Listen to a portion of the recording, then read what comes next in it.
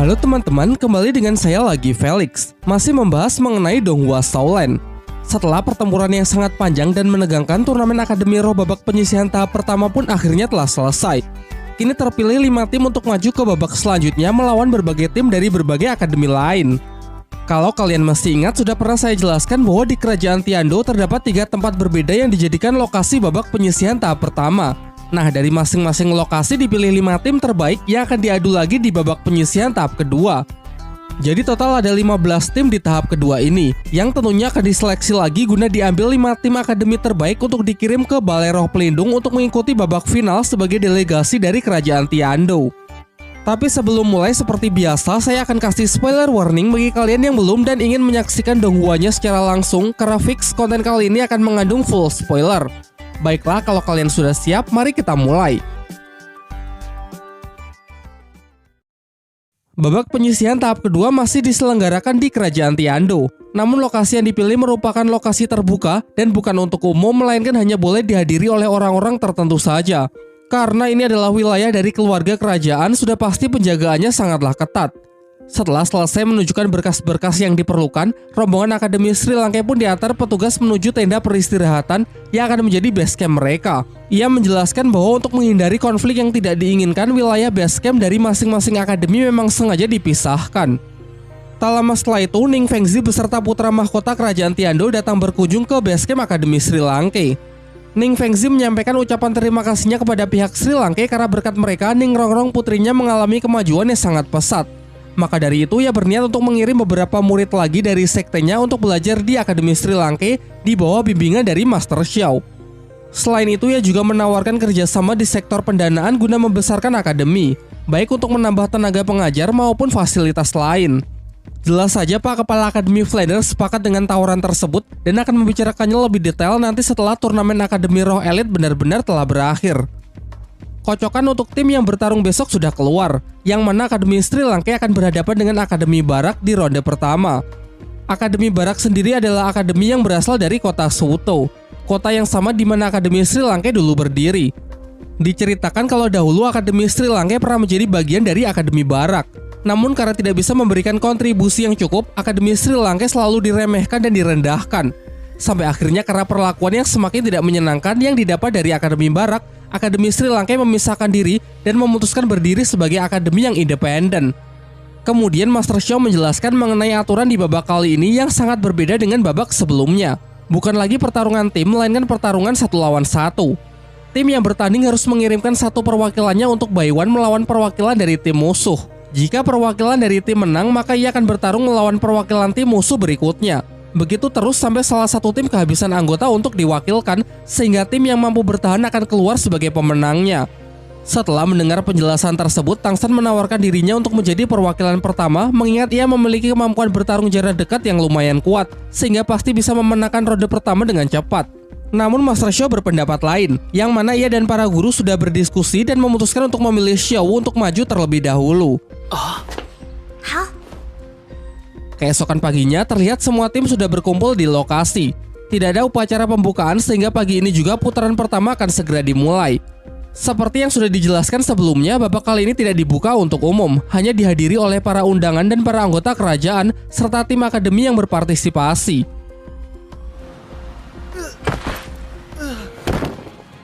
Singkat cerita, pertarungan pun dimulai. Akademi Chihuo langsung mengirimkan Huowu sebagai perwakilan pertama yang sanggup mengalahkan satu persatu perwakilan tim musuh dengan sangat cepat. Lalu ia melakukan selebrasi yang khusus ditunjukkan kepada Tang San. Di bangku penonton, Akademi Sri Lanka didatangi oleh Akademi Barak. Mereka meremehkan dan menganggap rendah Akademi Sri Lanka yang menurutnya tidak pantas untuk berada di sini. Ketua tim mereka bernama Laufchi, putra dari pemilik Akademi Barak yang dulu selalu menindas Akademi Sri Lanka. Di sini Laufchi terus saja memprovokasi Tang San dan yang lainnya. Namun pihak Sri Lanka tidak bisa melakukan apa-apa karena pertarungan di luar arena melanggar aturan turnamen. Sehingga semua hinaan dan celaan yang dilontarkan tim Akademi Barak akan Xiao balas nanti di dalam arena. Emosi dari anak-anak Sri Lanka pun juga semakin terbakar saat Flanders menceritakan kalau kerajaan Barak terkenal sangat kejam yang selalu menindas rakyat kecil. Pertarungan antara Akademi Barak melawan Akademi Sri Lanka akhirnya pun dimulai. Sesuai rencana dari Master Xiao, tim Sri Lanka mengutus Xiao untuk maju terlebih dahulu. Sementara tim dari Akademi Barak langsung menurunkan sang ketua tim. Di awal ia jelas begitu meremehkan Xiaowu karena tubuh kecilnya. Terlebih lagi Xiaowu baru saja menginjak level 40 sementara dirinya lebih unggul karena sudah berada di level 42. Setelah wasit memberi aba-aba tanda dimulainya pertarungan, Xiaowu langsung menggunakan skill pesonanya kepada Laufey yang sedang lengah. Begitu sudah masuk ke dalam perangkap dengan leluasa, Xiaowu menghajarnya tanpa ampun.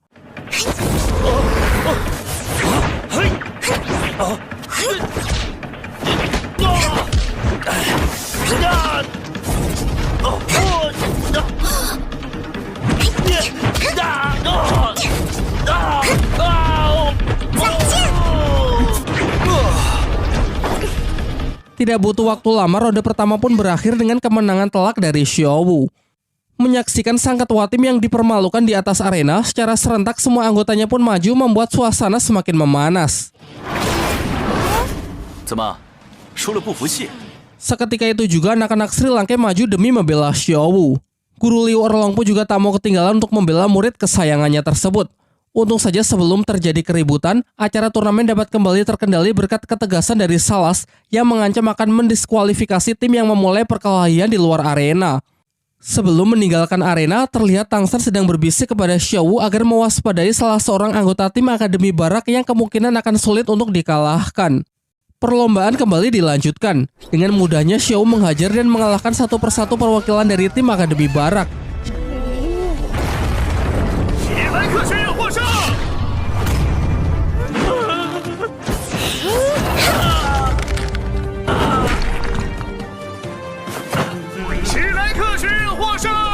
Hingga tiba saatnya ia berhadapan dengan perwakilan kelima, seorang Master Roh level 41.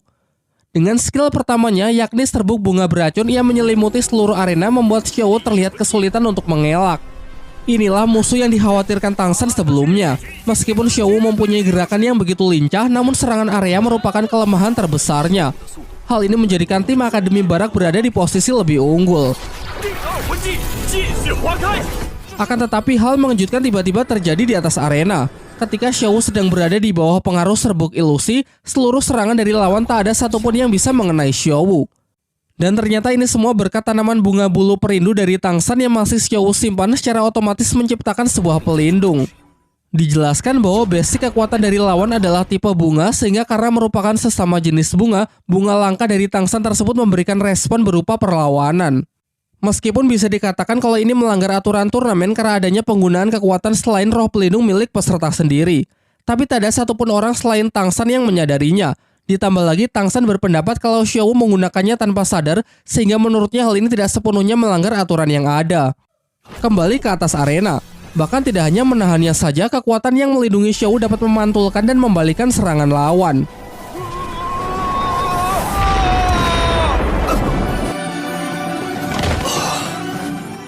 Dengan ini Xiaowu lah yang menjadi pemenangnya. Masih ada dua anggota tim Akademi Barak yang tersisa, namun menurut Master Xiao sudah cukup untuk Xiaowu karena Xiaowu pastinya sudah banyak kehabisan energi, sehingga Tang San lah yang menjadi delegasi selanjutnya. Dinilai sisa lawan yang tidak terlalu kuat, Master Xiao menyarankan agar Tang San tetap merahasiakan kekuatannya yang sebenarnya demi mempersiapkan untuk melawan tim yang jauh lebih kuat. Hal menariknya saat Tang San berjalan menuju arena dan melewati semua tim yang pernah ia kalahkan, nampak seakan mereka menyimpan dendam. Terutama Huowu, wakil ketua tim dari Akademi Chuhuo yang masih tidak terima dengan hasil pertarungan di babak penyisihan kemarin. Dan ketika memasuki arena tanpa membuang-buang waktu, Tang San pun segera meringkus lawan dalam sekejap, membuat tim dari Akademi Sri Lanka keluar sebagai pemenangnya di pertarungan kali ini.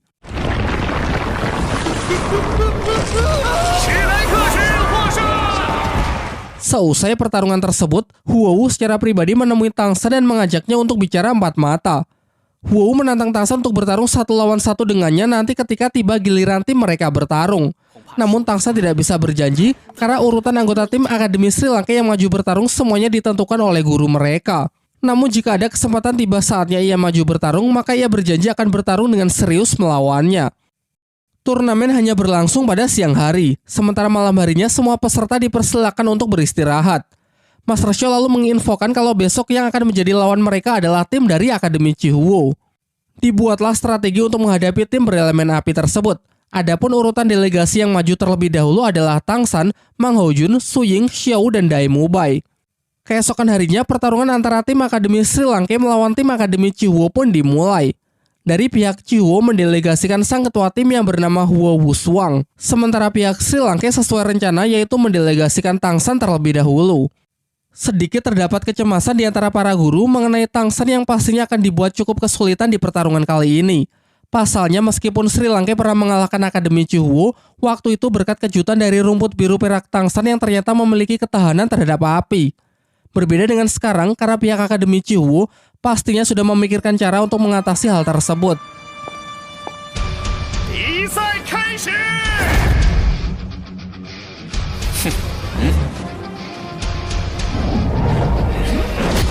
Serangan pembuka dimulai dengan saling mengadu fisik tanpa melibatkan kekuatan roh pelindung. Sampai Wushuang menekannya dengan kekuatan roh sehingga Tang San membalasnya dengan skill jaring laba-laba.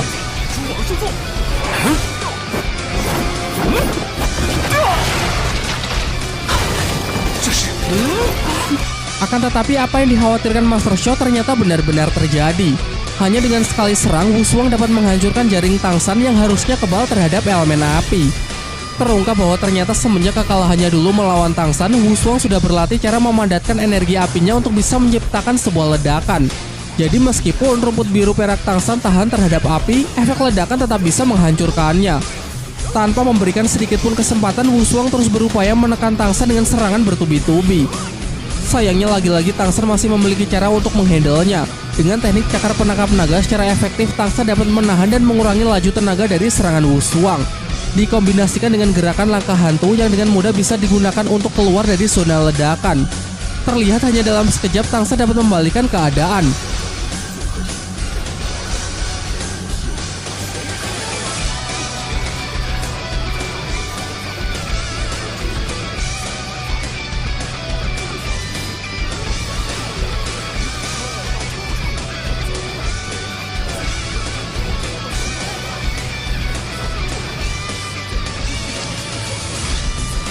Dengan menekan Wushuang yang tenaganya sudah banyak terkuras karena serangan habis-habisan yang ia lakukan di awal, hingga tanpa ia sadari Tang San sudah mendorongnya sampai keluar arena, sehingga Wushuang dinyatakan kalah dalam pertarungan kali ini. Tang San mengungkapkan penyebab utama kekalahan Wushuang bukan pada kekuatan, melainkan rendahnya kepercayaan diri. Tanpa perhitungan yang tepat, ia menghabiskan tenaganya di awal, sehingga keteteran saat mendapatkan serangan balasan. Wushuang dengan lapang dada menerima kekalahannya kali ini dan mengatakan kalau ia sudah sangat puas. Akan tetapi, Huo yang tidak terima berjanji bahwa ia akan membalas Tang San di pertarungan berikutnya. Giliran penyerang samping dari tim Akademi Chihuo yang melawan Sri Lanka yang masih diwakili oleh Tang San. 不管你用什么卑鄙的办法限制了队长，对我们闵公系都是没用的。接招吧！第四魂技，火鹤燎原。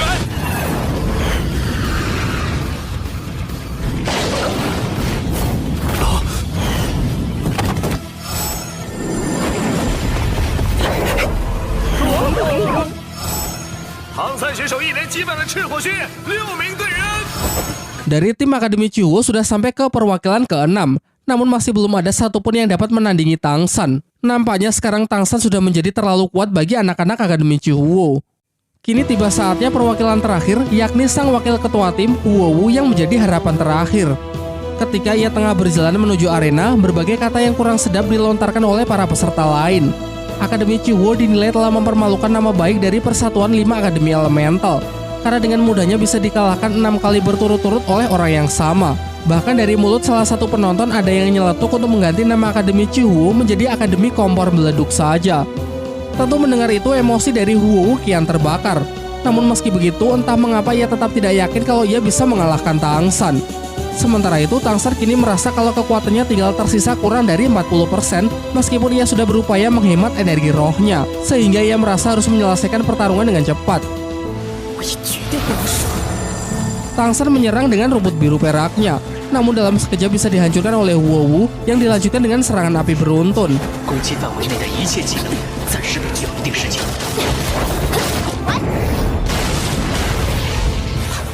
Skill keempatnya adalah Dewi Api, menciptakan duplikat dirinya untuk membantu melancarkan serangan dan mendesak lawan.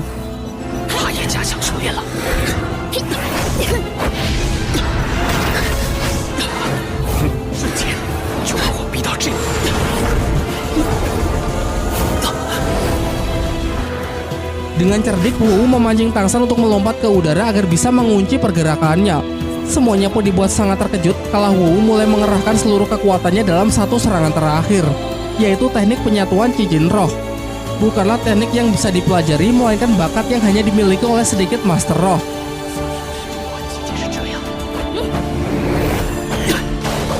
Tidak hanya serangannya yang begitu kuat, teknik ini sanggup mengejar lawan yang sudah ditargetkan sehingga target tak akan punya kesempatan untuk mengelak. Karena merasa sudah tidak punya pilihan lain, Tangsan kemudian menarik Huo ke arahnya menggunakan tali akar, berharap Huo bisa membatalkan tekniknya tersebut, karena kalau tidak mereka berdua akan sama-sama terkena dampaknya. Namun siapa sangka Huo tidak mau melakukannya dan lebih memilih untuk mati bersama Tangsan. Ternyata tekad dari Huo benar-benar luar biasa. Ia tidak akan membiarkan siapapun untuk menginjak-injak martabat dari Akademi Chihuo, bahkan jika harus mengorbankan nyawanya.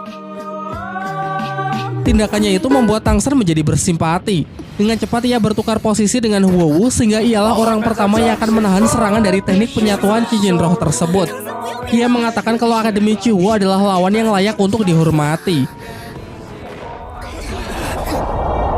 Setelah ledakan yang begitu dahsyat, diperlihatkan Huo yang berhasil selamat berkat perlindungan dari Tangsan, sedangkan Tangsan terluka cukup parah. Huo dinyatakan sebagai pemenang dalam pertarungan kali ini. Namun karena Huo sudah kehabisan banyak tenaga untuk menghadapi perwakilan Akademi Sri Lanka berikutnya, ia pun menyerah sehingga Akademi Sri Lanka kembali dinyatakan sebagai pemenang.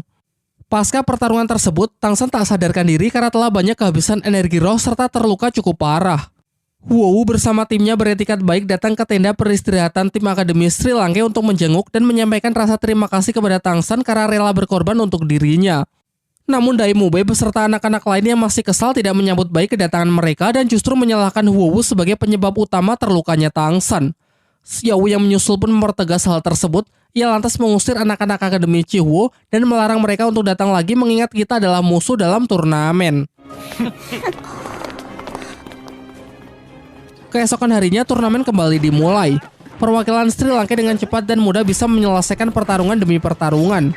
Meskipun Tangsan hanya bisa mengisi tempat para penonton karena Master Show masih belum memperbolehkannya untuk berpartisipasi ke dalam arena. Sampai suatu ketika bertemu juga tim Sri Lanka dengan tim yang bisa menandingi kekuatan mereka. Ialah tim dari Akademi Botani dengan kekuatan roh jenis tumbuhan bertipe pengendali seperti Tangsan.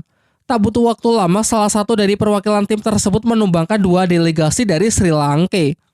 Tai Long kemudian maju sebagai delegasi ketiga dari tim Akademi Sri Lanka. Namun di hadapan Master Roh tipe pengendali pada level yang sama, pemilik roh pelindung Raja King Kong tersebut juga tidak bisa berbuat apa-apa. Selanjutnya giliran Mang Houjun. Sepanjang turnamen Akademi Roh Elite berlangsung, ini merupakan penampilan perdananya di atas arena. Meskipun sebagian besar masih bertanya-tanya kemampuan seperti apa yang dimiliki oleh Mang Houjun, mereka sudah jauh menurunkan ekspektasinya setelah melihat tubuh gendutnya yang memang terlihat biasa-biasa saja.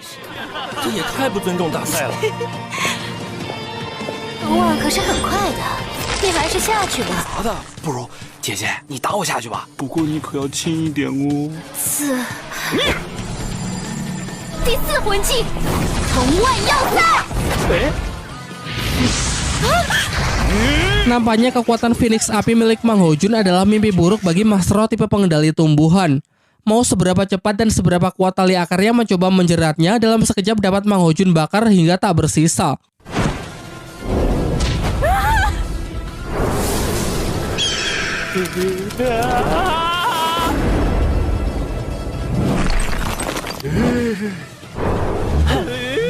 Sejauh ini Mang Houjun sanggup unggul 5 kali berturut-turut melawan setiap delegasi dari tim Akademi Botani. Roh pelindung supernya membakar kekuatan roh lawan bahkan yang memiliki beberapa level lebih tinggi. Master Show menyebut ini sebagai kondisi pengekangan roh pelindung, yaitu kondisi saat roh pelindung bertemu dengan lawan yang menjadi kelemahannya. Pertarungan berlangsung sampai ke perwakilan ke-6, dan disinilah terjadi eskalasi dari peluang kemenangan Akademi Botani karena perwakilannya kali ini memiliki roh pelindung jenis tumbuhan duri api yang kebal terhadap energi panas.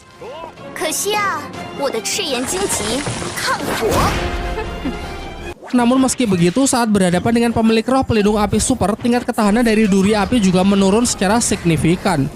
Dengan skill Phoenix terbang, Mang Houjun melompat ke udara untuk keluar dari zona serangan. Terlihat tak ada satupun serangan yang mampu menyentuhnya karena ia mampu membuat pelindung bersuhu ekstrim. Bahkan Master Show yakin dengan apinya Mang Houjun cukup kuat untuk bisa melelehkan besi. Menurut Master Xiao, jika si gendut tidak bisa membakar duri api, maka Phoenix api miliknya tak layak untuk disebut sebagai roh pelindung super. Pertahanan duri api yang dipasang justru membutakan jalur serangan lawan sehingga tak ada kesempatan untuk mengelak dari serangan Mang Hojun. Masih beruntung Mang Hojun meng-cancel skill semburan Phoenix, kalau tidak lawannya pasti mati atau setidaknya cacat permanen. Masih tersisa satu anggota dari Akademi Botani, namun karena ia tidak melihat peluang menang sedikit pun, dengan terpaksa ia menyerah dan mengaku kalah dari tim Akademi Sri Lanka. Setelah pertarungan berakhir, Wu mendatangi anak-anak Sri Lanka berniat mengajak Tangsan bicara secara pribadi. Tangsan ia bawa menepi sampai ke pinggir hutan. Tanpa mereka sadari, Feng Xiaotian yang penasaran mengikuti dan menguping pembicaraan mereka. Wu mengawali pembicaraan dengan menanyakan kabar dari Tangsan. Namun Tangsan yang cuek tidak terlalu menanggapinya dan berniat untuk langsung pergi. Wu lalu menahannya dan menanyakan alasan mengapa kemarin Tangsan menyelamatkannya. Tangsan lalu menjelaskan bahwa meski dalam turnamen kita saling bersaing, namun yang perlu diingat kita tidak bermusuhan. Tidak ada dendam maupun rasa benci, sehingga jika kemarin Wu sampai mati di tangannya, maka hanya akan membuat hubungan antara Akademi Sri Lanka dengan Akademi Chihuo menjadi semakin memburuk. Lagi pula Tangsan sudah mempertimbangkan seberapa besar damage yang sanggup ia terima. Tentunya ia bukanlah orang bodoh yang mengambil resiko tanpa perhitungan yang matang. Diperlihatkan Wu yang nampak tidak puas dengan jawaban tersebut. Jelas saja karena pengorbanan Tangsan kemarin sempat membuat dirinya baper. Sementara itu, Xiao yang cemas datang di momen yang kurang tepat, atau justru momen yang tepat, yaitu ketika Wu mencium Tangsan. Sebagai balasan karena Tangsan sudah menolongnya. Tangsan lalu menghampiri Xiao Wu mencoba menjelaskan bahwa situasinya tidak seperti apa yang Xiao Wu saksikan. Namun tanpa banyak bacot lagi, Xiao Wu langsung menciumnya kemudian mengatakan kalau lain kali ia tidak akan membiarkan orang lain mendahuluinya. Di atas arena, turnamen tentu masih berlanjut. Kemenangan 11 kali berturut-turut membuat tim Akademi Sri Lanka semakin berada di puncak. Seakan menebus dosa di babak penyisihan kemarin, Phoenix Api Mang Hojun dengan mudah bisa menghancurkan Phoenix S milik Akademi Tian Sui. Meski sayangnya scene lengkap pertarungan mereka tidak diperlihatkan ya. Di pertarungan selanjutnya mereka tidak bisa bersantai-santai lagi. Karena ada dua tim terkuat yang sudah menanti mereka, yaitu tim dari Akademi Chen Feng dan tim dari Akademi Lighting, yang mana kekuatan asli kedua tim ini belum ditunjukkan pada babak sebelumnya. Yang pertama, tim Sri Lanka harus berhadapan melawan tim dari Akademi Lighting. Menurut Master Xiao, secara keseluruhan kekuatan tim ini bahkan melampaui tim dari Akademi Chihuo, Akademi Botani, dan Akademi Tian Sui. Tangsan kemudian menawarkan dirinya untuk maju. Namun Master Xiao ragu kalau rumput biru peraknya memiliki ketahanan terhadap serangan petir. Lebih buruknya lagi, Tangsan justru akan mengalami pengekangan roh pelindung karena rumput biru peraknya bisa menghantarkan dan membuat listrik menjadi lebih kuat. Guru Xingming juga menyarankan agar Tangsan lebih baik mempersiapkan dirinya untuk nanti menghadapi Akademi Chen Feng, mengingat tim dari Akademi Chen Feng adalah tim elemental terkuat. Urutan anggota yang maju kali ini adalah Tai Long, Jingling, Huang Yuan, Xiao Wu, Dai Mubai, Mang Hojun, dan Su Ying.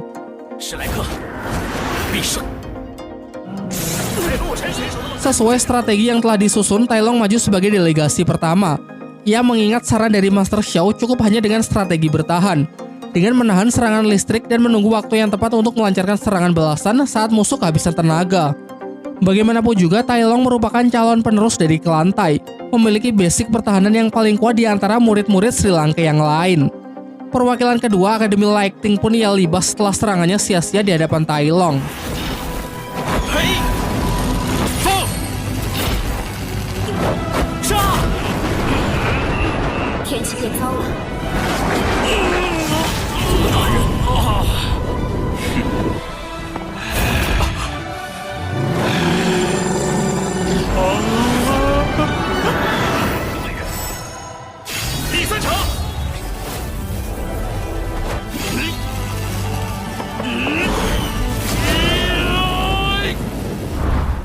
Sayangnya di pertarungan ketiga, tubuh Tai Long telah mencapai batasnya, serangan listrik lawan tak sanggup lagi ia terima sehingga akhirnya berhasil dilumpuhkan. Tetapi itu juga sudah melebihi ekspektasi dari Master Xiao. Selanjutnya Jingling maju sebagai perwakilan menggantikan Tai Long. Sesuai prediksi dari Master Xiao, setelah menghadapi Tai Long, posisi lawan telah kehilangan 50% kekuatannya, maka dari itu Jingling disarankan agar memanfaatkan kecepatannya untuk menghindari semua serangan, juga menunggu waktu yang tepat sampai lawan kehabisan tenaga. Perwakilan keempat dari Akademi Lighting ternyata cukup kuat untuk menumbangkan Jingling dan Huang Yuan. Untuk perwakilan keempat, pihak Sri Lanka mengutus Xiao Wu.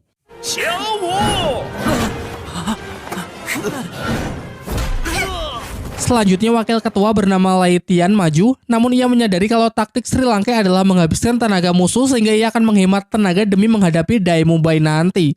Ialah Master Roh level 42 dengan kekuatan roh pelindungnya adalah Elang Petir. Dengan skill keempatnya ia berusaha mengunci pergerakan Xiao Wu, namun sayangnya kecepatan dari skill teleportasi milik Xiao Wu tidak mengizinkannya. 是跑不掉的，鹰眼锁定，好快的速度，根本来不及锁定。 Ketika Xiao Wu melompat ke udara, menjadikannya sasaran empuk bagi serangan Lai Tian yang leluasa bergerak di antara udara. Akan tetapi ini adalah bagian dari rencana Xiao Wu untuk mendekati dan menjebak musuh ke dalam skill pesonanya. Di jajaran tamu kehormatan, Ning Fengxi menjelaskan kepada Kaisar Kerajaan Tiando bahwa kunci kemenangan Sri Lanka bukan cuma terletak pada kemampuan mereka, melainkan di belakang ada Master Xiao sebagai orang yang berperan menyusun strategi dan penentu urutan peserta yang tepat. Dengan kecerdasan yang luar biasa, Kaisar menjadi sangat tertarik dengan Master Xiao dan meminta Ning Fengxi untuk mengatur pertemuan mereka. Kita kembali ke arena. Perwakilan terakhir dari Akademi Lightning adalah sang ketua tim sendiri yang bernama Lei Dong. Master Roh level 43 bertipe pengendali. Jenis roh pelindungnya adalah laba-laba listrik. Lei Dong menutup matanya untuk menghindari skill pesona andalan Xiao Wu. Selanjutnya ia merapalkan serangan area yang ia sebut jaring laba-laba listrik.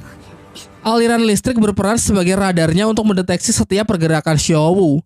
Di sisi lain, skill teleportasi milik Xiao Wu juga telah mencapai batasnya sehingga ia hanya melompat ke sana kemari untuk menghindari amukan listrik dan sesekali mencoba untuk menerobosnya.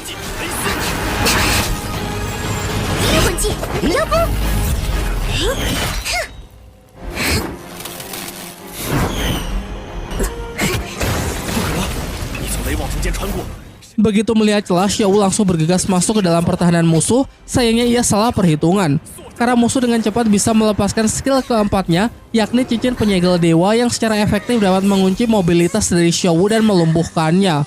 Tangsan pun tak kuasa menahan diri lagi sehingga terpaksa ia menerobos masuk untuk menolong Xiao Wu, yang sekaligus ini menjadi kekalahan dari Xiao Wu. Saat menggendong Xiao Wu yang terluka kembali, Tangsan berpapasan dengan Dai Mumbai dan berpesan agar Mumbai membalasnya tanpa ampun.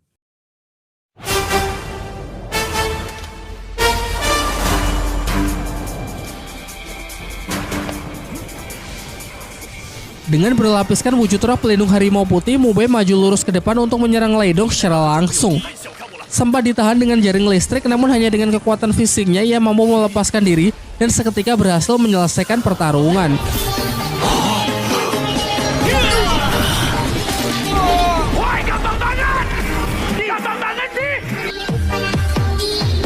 Melihat itu, emosi dari pihak Akademi Lightning pun benar-benar tak terbendung. Ia berniat menuntut Akademi Sri Lanka yang memiliki niat membunuh para murid-muridnya.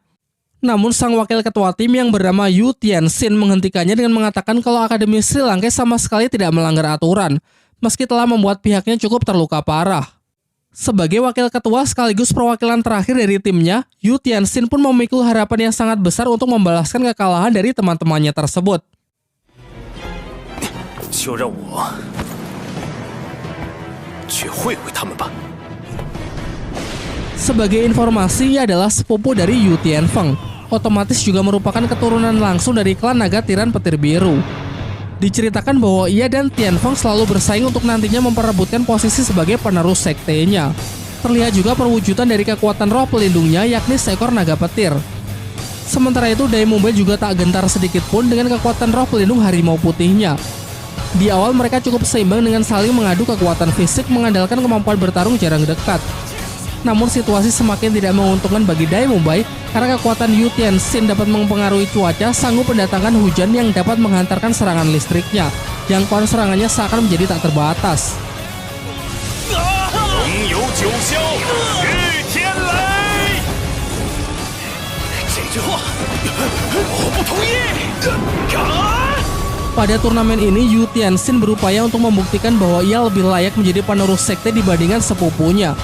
Di sisi lain, Dai Mumbai sebenarnya adalah seorang pangeran dari suatu kerajaan yang bernama Kerajaan Xingluo.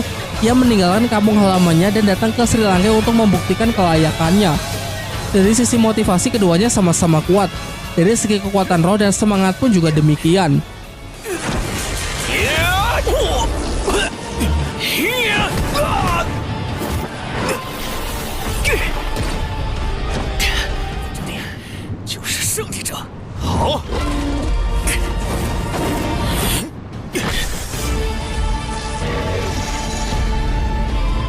魂技，白虎流星雨。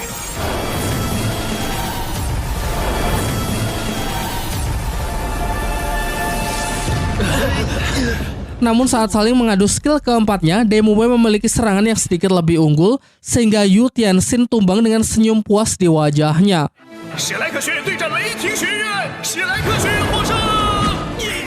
Setelah pertarungan hari ini selesai, ketua tim Akademi Chen Feng, Feng Xiaotian, mendatangi base camp tim Akademi Sri Lanka untuk menemui Tang San terkait pertarungan mereka besok. Di sini Feng Xiaotian menantang Tang San untuk maju menjadi perwakilan pertama tim Sri Lanka melawan dirinya besok, dan jika dalam pertarungan tersebut ia kalah, maka timnya akan langsung menyerah. Pada awalnya Tang San tidak bisa menyetujuinya karena ini merupakan pertarungan tim, sehingga ia tidak bisa mengambil keputusan sepihak tanpa mempertimbangkan dari teman-teman dan guru-gurunya. Namun Daimube yang mendengar pembicaraan mereka mendukung Tang San untuk menerima tantangan tersebut, begitu pula Master Xiao yang mempercayakan semuanya kepada Tang San. Keesokan harinya pertarungan terakhir pada babak penyisihan pun dimulai. Kedua tim akademi memilih satu kali pertarungan untuk menentukan juara pada babak penyisihan. Para juri sudah mempertimbangkan dan menyetujui permintaan tersebut. Feng Xiaotian dari tim Akademi Chen Feng melawan Tang San dari tim Akademi Sri Lanka. Feng Xiaotian adalah master level 43 dengan roh pelindung mutasi serigala badai iblis. Ia maju mengawali serangan dengan kecepatan tinggi, saling mengadu ketangkasan fisik untuk berusaha menjatuhkan Tang San.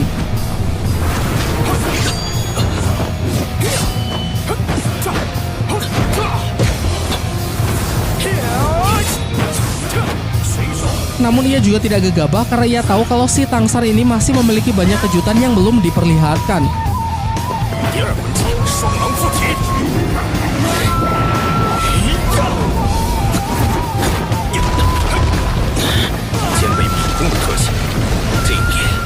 Tang San berusaha menjeratnya untuk mengatasi kecepatan Xiaotian. Tetapi angin yang Xiaotian padatkan bisa ia manfaatkan sebagai senjata tajam yang mampu merombak rumput biru perak.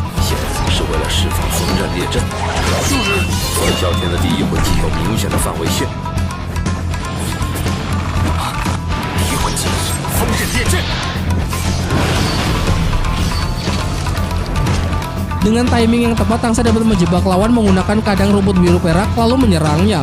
Sayangnya pertarungan ini masih jauh dari kata selesai, karena sejauh ini Feng Xiaotian baru hanya menggunakan skill pertama dan keduanya saja.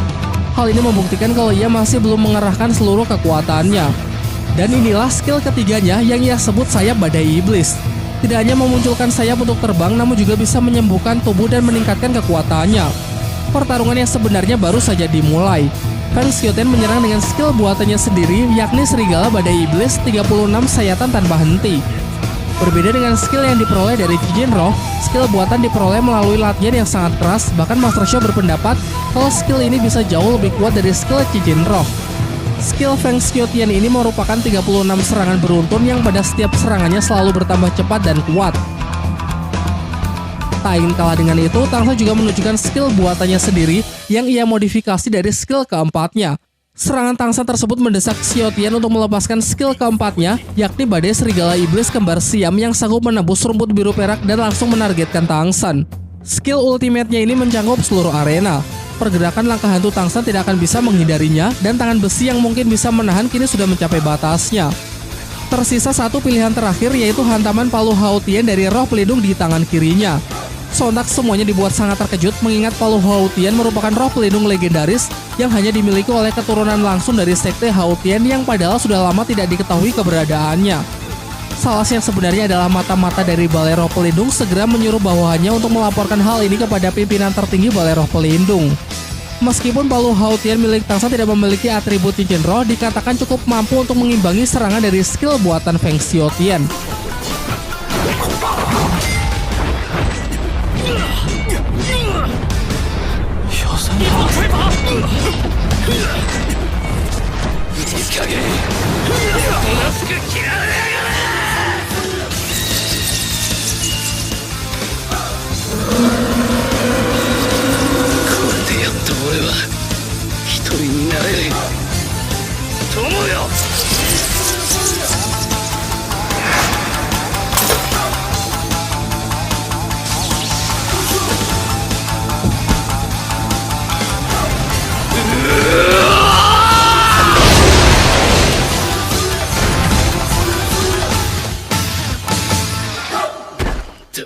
sebelum Feng Xiaotian jatuh, Tang San mengklarifikasi kalau ia dan Huowu sebenarnya tidak memiliki hubungan apa-apa.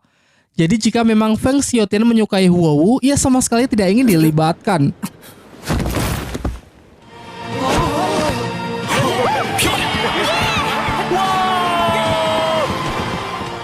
Dengan ini babak penyisihan telah selesai.